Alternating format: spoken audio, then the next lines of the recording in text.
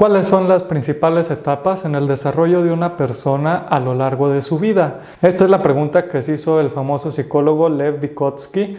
Tal vez no es famoso como Freud, pero sí es famoso entre las personas que están dedicadas en estudiar los procesos de aprendizaje en el ser humano, especialmente entre los que se especializan en descubrir cuáles son los procesos de aprendizaje que lleva un niño para pasar de su infancia a su madurez. A grandes rasgos, su idea fundamental es que el ser humano no puede aprender en aislamiento, sino que depende de la sociedad para madurar sus capacidades psicológicas hasta el grado de la madurez. Para él, el aprendizaje se compone de dos grandes elementos. El primero es el componente biológico-genético.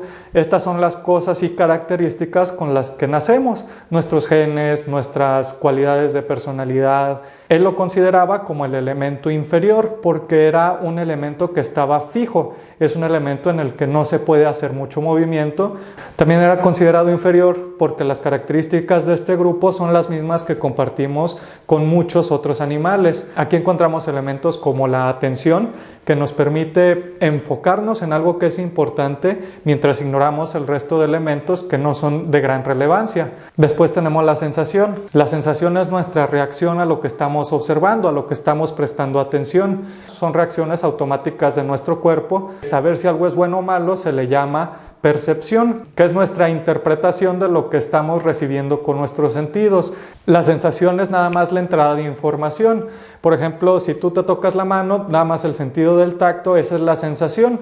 El poder razonar que no es una molestia, que no es un peligro, que no es algo que pone en riesgo tu existencia, esa es una interpretación.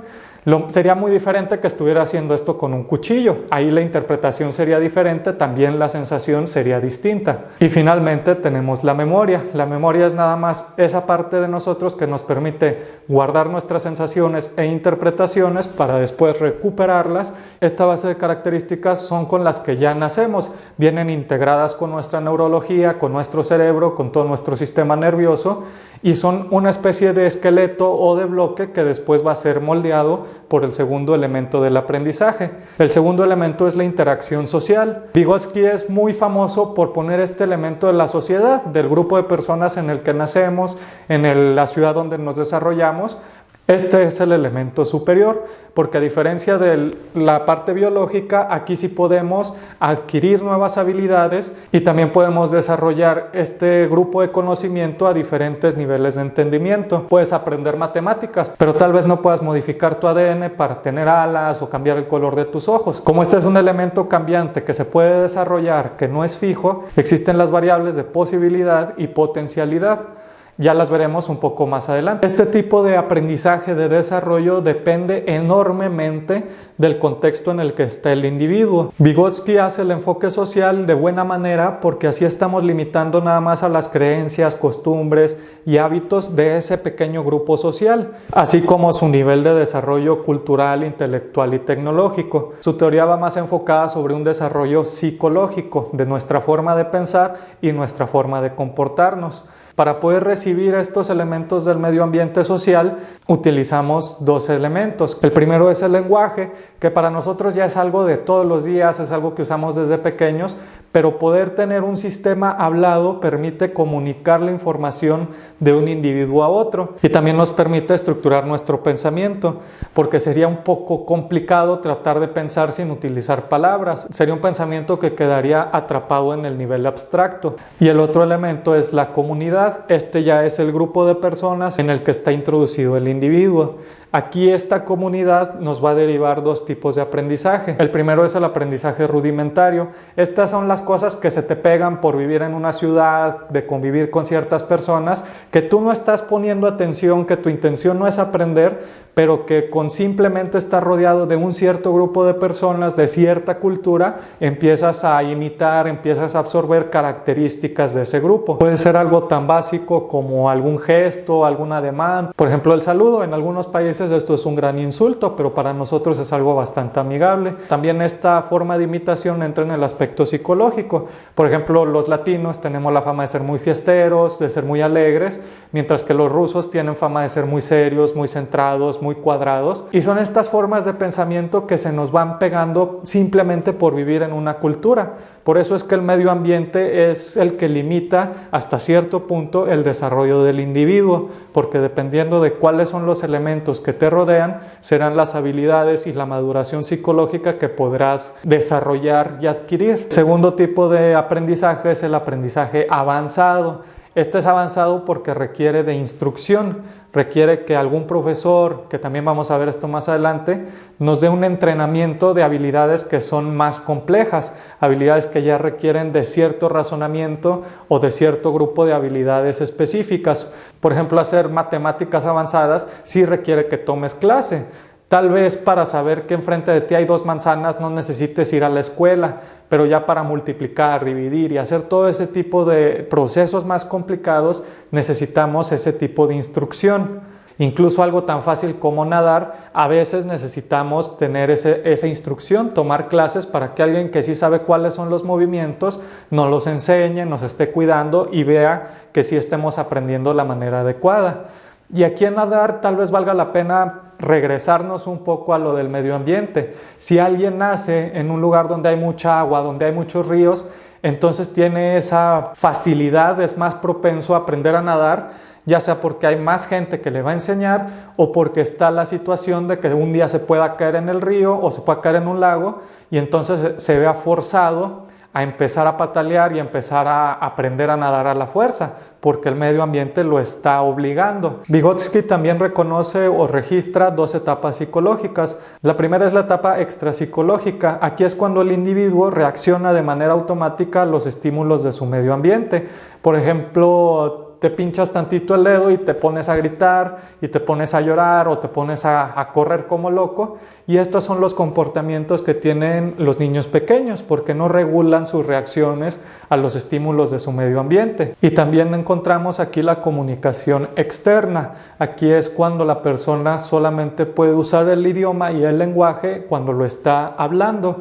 Aquí se hace una pequeña división de que las personas que no logran cierto grado de madurez o que no logran integrar el idioma en su psicología, entonces nada más pueden pensar y nada más pueden procesar ideas cuando están hablando en voz alta. El lenguaje todavía no está lo suficientemente integrado para que el niño pueda pensar dentro de su cabeza. La segunda etapa es intrapsicológica. Ahora el individuo puede tener una respuesta premeditada o intencional a los estímulos del medio ambiente. Por ejemplo, que alguien te empiece a desesperar y entonces tal vez tu reacción, tu instinto te diga, ok, quiero meterle un cachetadón o un puñetazo y empezarle a gritar, pero como ya tienes un grado de madurez psicológica, entonces puedes regular tu reacción a ese estímulo que te está llegando. Y la segunda característica es esa comunicación interna, pensar con uno mismo sin necesidad de estar hablando con voz alta. De manera muy general, el aprendizaje se debe a la interacción del individuo con la realidad o con el medio ambiente en el que se encuentra. Cuando éramos cavernícolas y no teníamos sociedades tan avanzadas, entonces el individuo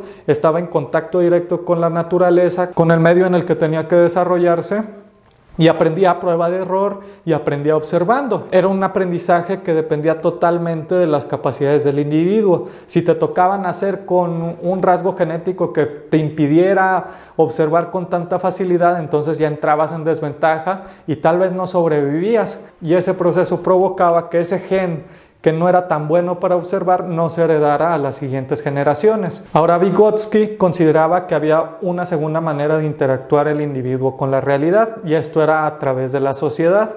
La sociedad era como una especie de mediador que facilitaba esa interacción con la realidad, era una herramienta. Las herramientas son cosas que nos facilitan hacer ciertas acciones. Por ejemplo, un martillo nos da la facilidad de clavar un clavo. Es muchísimo más sencillo hacerlo con la herramienta que con el puño cerrado. En este caso, la sociedad o la comunidad actúa como una herramienta al proveer estrategias y procesos que le dan una ventaja al individuo que está dentro de una sociedad. Por ejemplo, imagina que quieres tocar la guitarra. Si quisieras hacerlo por ti mismo, entonces tendrías que aprender cómo suena cada cuerda y poco a poco empezar a hacer los acordes, y eso te tomaría años. Tal vez sí lo lograrías hacer porque el que inventó la guitarra se tuvo que enseñar de alguna manera, pero te tomaría muchísimo tiempo. Tomaron muchas generaciones para poder desarrollar el sistema de música, partituras, notas. Todas estas habilidades la sociedad te las entrega para que no tengas que empezar desde cero. Estos son los procesos del aprendizaje superior, son las cosas que no vienen integradas en nuestro ADN.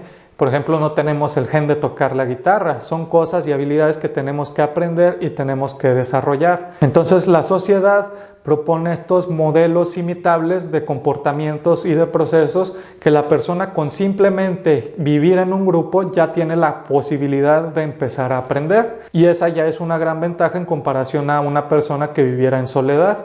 Por eso los seres humanos tenemos esta tendencia a vivir en sociedad, a vivir primero en tribus, después en pueblos y ahora en ciudades. Tenemos esa necesidad de estar muy conectados, y con el tiempo, ya sea por una larga exposición o porque alguien nos está instruyendo, empezamos a internalizar estos modelos que vemos en la sociedad. Internalizar es cuando tú ya puedes replicar, ya sea físicamente con tus brazos o con tu cuerpo, o mentalmente, esos modelos que observabas en la sociedad. Por ejemplo, mentalmente, si te digo piensa en un carro, pues ya sabes cómo luce un carro, sabes para qué sirve, más o menos sabes cómo funciona, depende de si sabes manejar o no sabes manejar, y todas estas cosas ya están internalizadas dentro de ti. No tienes que salir a tu patio para meterte al carro y ver, mira, pues este es el carro. Son conocimientos que ya se van internalizando. Lo mismo va con las habilidades. Las artes marciales es un gran ejemplo porque en las películas vemos que al inicio el que está aprendiendo tiene que estar con todo el grupo haciendo el mismo golpe, imitando a todo mundo, y ya cuando eres un maestro puedes hacer esas prácticas por tu cuenta, sin necesidad de estar observando el ejemplo de la sociedad. La función de herramienta de la sociedad se ve materializado a través de los maestros, del sistema educativo, pero también de tus padres, de tus amigos. Y esto nos lleva al siguiente tema. Esta es la segunda teoría, o la primera, no sé cuál sea el orden, y este es el proceso de las 3 etapas de desarrollo, de cómo el individuo puede pasar de habilidades que ya conoce, que ya domina, a desarrollarse habilidades que podría aprender, pero que necesita un periodo de instrucción, de desarrollo. Aquí es donde tocamos el punto de potencialidad y posibilidad, porque tal vez con las habilidades que tengas ahorita, pues no podrías llegar a aprender algo muy complejo, pero existe el potencial de que desarrolles esa habilidad si alguien te instruye, si alguien te enseña, si alguien de tu grupo social se toma el tiempo de enseñarte. Una persona que esté sola, que esté normal, pues podría saber cómo comer, cómo caminar, incluso cómo hablar, pero no sabría cómo hacer sumas, restas, multiplicaciones, divisiones, las operaciones más sencillas, pero tiene el potencial. Nuestro cerebro tiene la posibilidad de aprender estas habilidades, nada más que necesitamos que alguien nos ayude. Aquí es donde entra la etapa de desarrollo, que es ese puente medio. Para Vygotsky, ese punto de desarrollo es un proceso donde la persona empieza a madurar la habilidad, tanto física como psicológica, para después poderla internalizar. Y para que esto pudiera funcionar se necesita de un maestro no en el sentido de tu escuela. Para Vygotsky, un maestro es cualquier persona que tenga mayor conocimiento o mayor capacidad en un área donde tú no tienes ese nivel. El ejemplo más claro pues son los maestros, porque ellos ya saben ciertas materias, ya saben ciertos temas que el niño pequeño no conoce.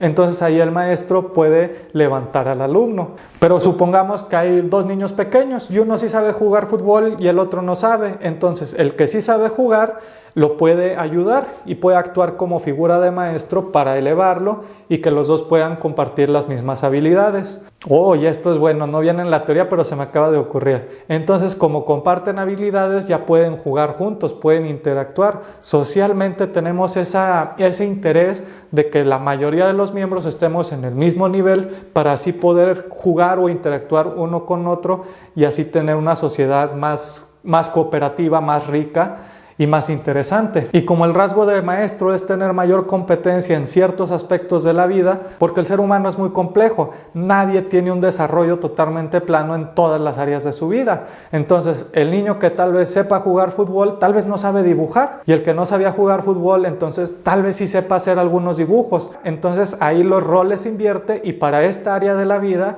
el niño que antes era el aprendiz adquiere la forma del maestro y ahora puede elevar a su ahora estudiante. Y ahora vamos a ver el tercer concepto de Vygotsky, que también es uno de sus clásicos, de las cosas que lo hicieron famoso, que es el concepto de andamiaje. Un andamio es una estructura que puede sostener algún objeto o alguna cosa para evitar que se caiga. Si alguna vez has entrado en una casa que está en obra negra, que están construyendo, pues puedes notar que por afuera están varias estructuras de metal y de madera donde colocan objetos, donde colocan estructuras, o por adentro de la casa ponen varios postes de madera que sostienen al techo. Todos esos son andamios. En este caso, el maestro actúa como una especie de andamio para el estudiante, porque el maestro tiene la capacidad de tomar algo muy complejo y retirarle algunos elementos de esa complejidad, soportarlos al maestro para que el alumno pueda empezar a interactuar con el concepto o con la habilidad. Por ejemplo, aprender a escribir, pues no les pueden aventar un diccionario y ahora les ponte a aprender, sino que tiene que tomarse el tiempo,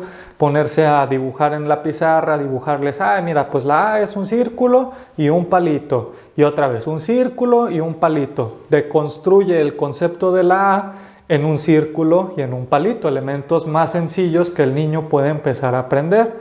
Incluso si el niño empieza a batallar, puede tomar la mano del niño y ayudarlo y decirle, mira, esto es un círculo, un círculo, un círculo, soltarle la mano y ya que el niño pueda hacer el círculo por sí mismo. El andamiaje tiene dos características principales. El primero es que debe de estar bien calibrado.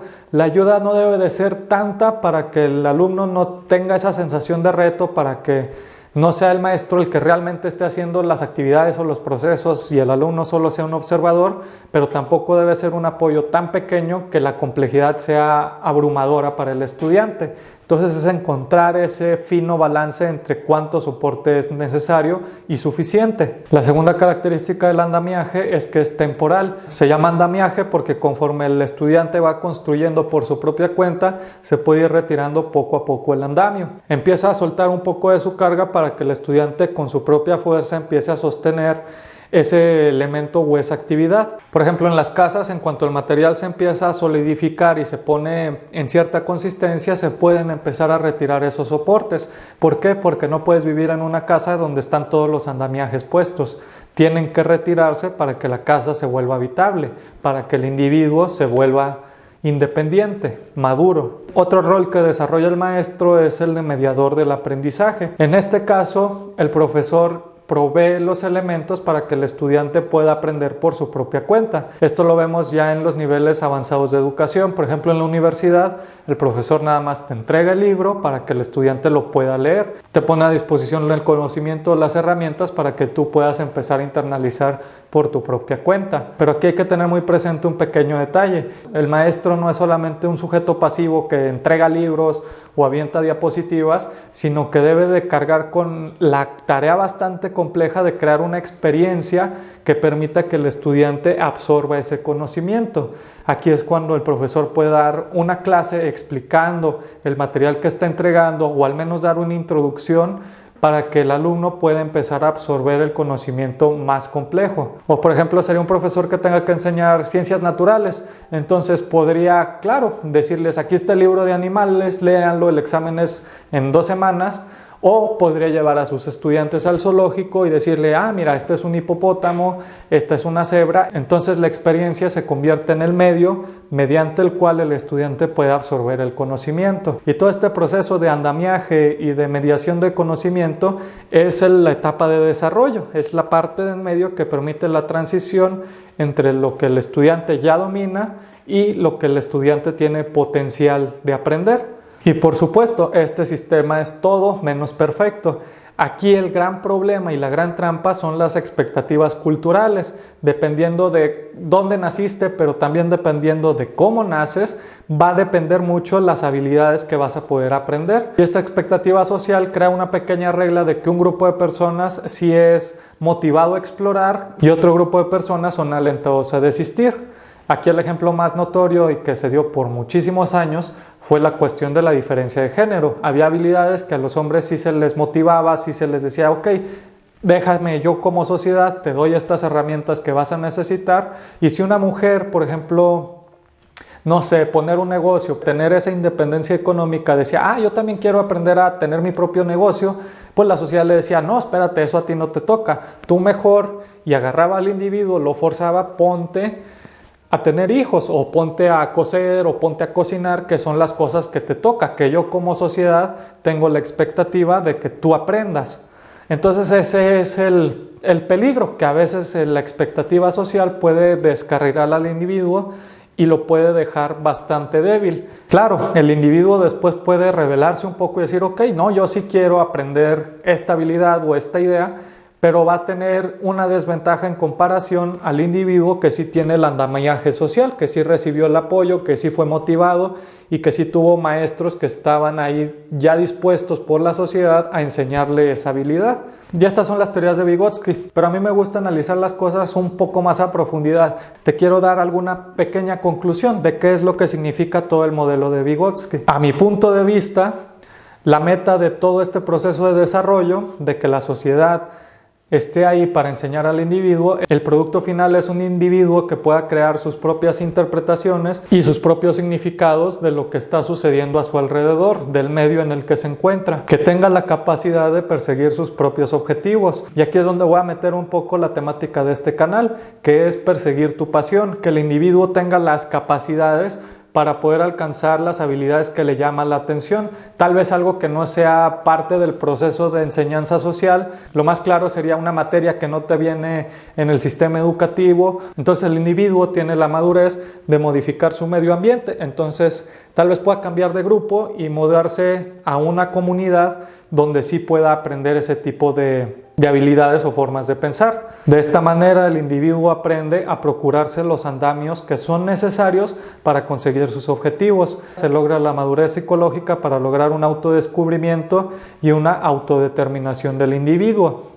Palabras complicadas, pero significa autodescubrimiento, que tú puedes saber cuáles son las cosas que te gustan, cuáles son las cosas que se te dan bien, y autodeterminación es que tú puedas escoger cuáles son las partes de ti que quieres desarrollar. Y estoy muy seguro de que este es el objetivo de este proceso, porque si el individuo no pudiera independizarse del grupo social, entonces pues todo el conocimiento nada más se ciclaría, nada más podríamos aprender lo que está presente en la sociedad en donde estamos, no habría avances, no habría descubrimientos. Este video fue posible gracias a la sugerencia de mi amigo Víctor. La verdad, otra vez se me volvió a complicar la cosa del guión. Viene muy bueno el video, viene muy relacionado con lo que acabamos de ver el día de hoy, pero pues para poderte dar algo de calidad pues sí me tomó un poquito más de tiempo. Entonces pedí una sugerencia, mi amigo aquí salió con una excelente idea y pues es un tema bastante interesante que va súper bien con lo que estamos tratando de aprender en este canal, sobre todo en la serie de cómo aprender a aprender. Te invito a seguir mi página de Facebook, porque ahí entonces pues de vez en cuando pregunto temas, sugerencias, y tal vez tu comentario pueda motivar un video como este. Como ya es costumbre en YouTube, te invito a suscribirte, darle like y sobre todo compartir, porque cuando compartimos las cosas que aprendemos o que al menos nos parecen interesantes, entonces estaremos poniendo en práctica la teoría social de Vygotsky, y nuestro grupo social hará que otras personas puedan desarrollarse. Mi nombre es Paul Favela, pasé un rato espectacular contigo el día de hoy. Te deseo un excelente día y nos vemos en el próximo video.